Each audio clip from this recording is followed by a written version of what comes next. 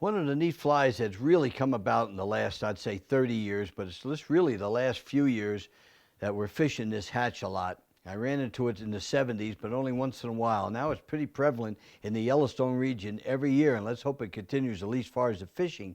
And that's called the spruce moth. It's a great little hatch, and we're going to use a yellow thread on it, though I prefer a white thread. I don't have one right with me here, so we'll use a white yellow thread, which is real close. In fact, instead of that, let me use this brown, this rusty. That'll work.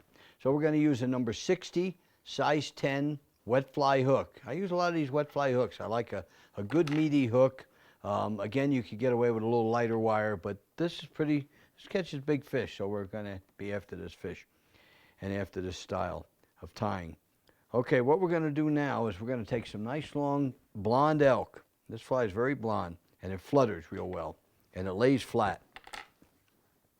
And the body is sort of a creamy brown, or very, very light, very, very creamy brown, almost like a March brown color. So we're going to use the March brown, or maybe even a little lighter cream. I'm going to even that wing up.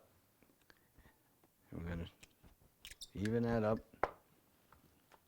And we're going to tie in the wing first.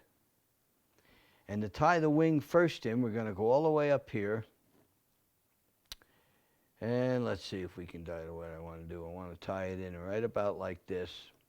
And we're going to go right down the body. And we're going to make a pontoon body out of this piece of elk. Right on down, not all the way to the bend, but fairly close. Nice and hard. That's hard to pull. Pontoon body. And then what we're going to do is we're going to make our egg sac again, similar to the stonefly that I always do. All that egg sac does is give you a little bit of buoyancy right there where you need it on the bended hook. Need not be big. That's plenty big right there. Cut it even smaller. Just a little egg sac. This fly is all around the spruce trees. I've seen it as high as 9,000 feet, fishing alpine lakes, but it's really prevalent on the Gallatin, on the Madison, in certain places. But you got to be around those spruce trees to be able to have it, because that's where the larva incubates and gets larger. So we got that in there. Now what we're going to tie in is a little piece of hackle, and we're going to have a nice piece of, there it is. Nice piece of hackle again. We're going to have sort of a creamy, no, really this is kind of, to be honest with you, it's kind of a honey dun. So it's kind of a honey dun. We're going to use a cream. You can get away with white again too, but a honey dun hackle. Going to put that hackle in there.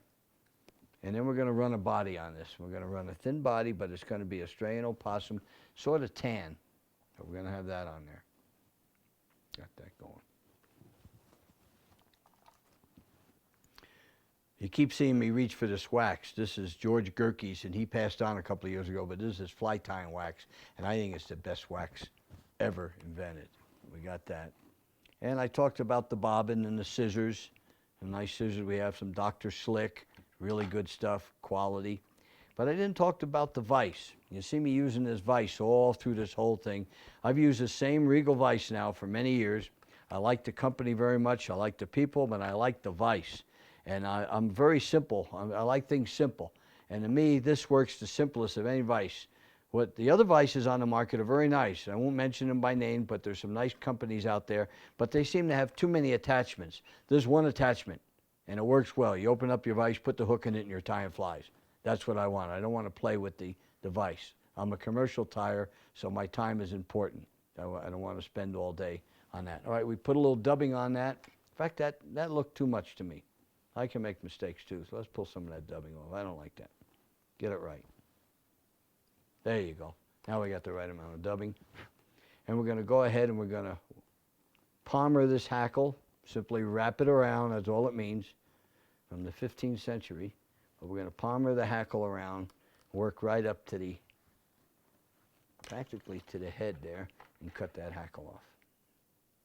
This is spruce moth now. This fly it flies all over in midsummer, starting probably mid-July in through August. I cut the top flat and the bottom hackle flat, so I just have hackle out the sides. Now we're going to bring that, no, that's not tight enough. I want that elk hair right to the eye of the hook. I mean, right to the eye. Good. Let's see what it looks like. There we go. Right to the eye of the hook, form a little head, and then I'm going to bring it back and make a bullet head, but just on top, not all the way around, just on top. Watch what I do. Bring it back, form a little bullet head, and then just about a 32nd of an inch back, I make 2 wraps to hold it, use my thumbnail, and go in there real tight and push it as I'm pulling the thread, and then my whip finish. This fly will float like a cork. And that's what it takes. These spruce moths live in the trees. They're not aquatic. They live in the high spruce trees, but for some reason they're attracted to water. And I haven't really figured out whether they drink it but they're attracted to water. And they go over the water and land on the water, and these big trout are on them. And they're really on the Gallatin, but I've hit it on the Madison. I hit it on a couple of lakes. Golden trout lakes I've been to once and hit it. We're going to take the bottom of that fly. We're going to cut that flat. Perfect. Boy, there it is. That's a good one. Let's see if we can show you that fly. Put that in there. Oh, yeah.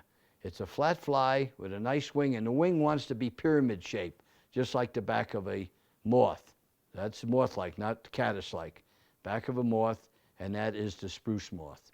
So that's a pretty nice little fly, and you want to coat that head with some cement. Make sure it's coated, because once it seals, that head will become buoyant. It'll float. It will not soak water. That's a good tie. I would have liked to have a white thread on the collar rather than the brown, but that looks pretty good. And of course, I don't have all my stuff, all of it, almost everything with me, but no white thread. Okay, we got that.